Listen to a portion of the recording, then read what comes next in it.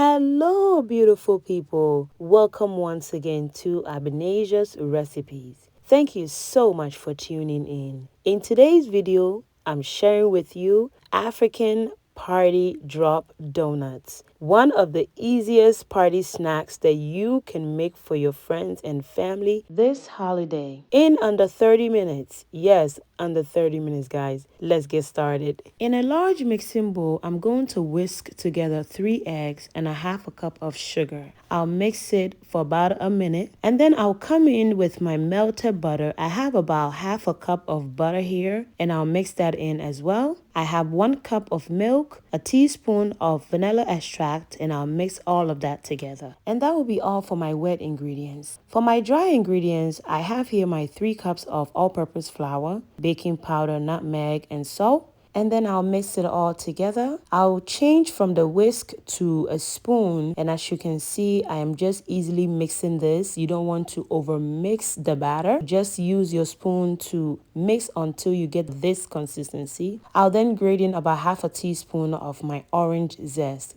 Orange zest in any batter is a game changer. I'm all done mixing my batter. I'll set that on the side and then begin heating my oil. And whilst my oil is heating up, I have a paper towel lined tray also ready to receive the donuts when it comes out of the oil. I'll use a skewer to test my oil, and if the oil starts to bubble steadily around the stick, then the temperature is ready, guys. To fry the donuts, I'm gonna scoop about a tablespoon worth of the batter, and then I'll use my thumb to push the batter into the oil. It is a pushing motion, very simple. You're just gonna use your thumb to push the batter into the oil. Very simple and easy, guys. You can also use a tablespoon dipped in oil to drop your donut into the oil. That also works. When frying this donut, guys, you need to fry this on a medium heat. For example, the highest of my heat is 15.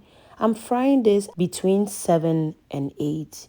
Okay, so you want to fry this on a medium heat. If you fry this on a high heat, the outside is going to brown, but the inside is not going to be cooked, and we do not want that. You also don't want to overcrowd your pot, or else you're going to end up with pregnant donut. I'll show you one of these donut at the end of the video, guys. When frying the donut, guys, you will see these infamous foams that forms in the oil. It is the reaction from the butter and the milk and everything else that's in the batter. So do not get worried if you see your oil foaming up. It is okay. And guys, I purposely overcrowded this pot just for you guys to see the outcome of how some of the donut is going to turn. You will end up seeing one that looks like a pregnant donut. If you overcrowd your pot, the batter begins to pop out of the inside of the dough. I'm all done frying my donut, guys, and this is the outcome of this donut. It looks good. It is perfectly round and golden brown.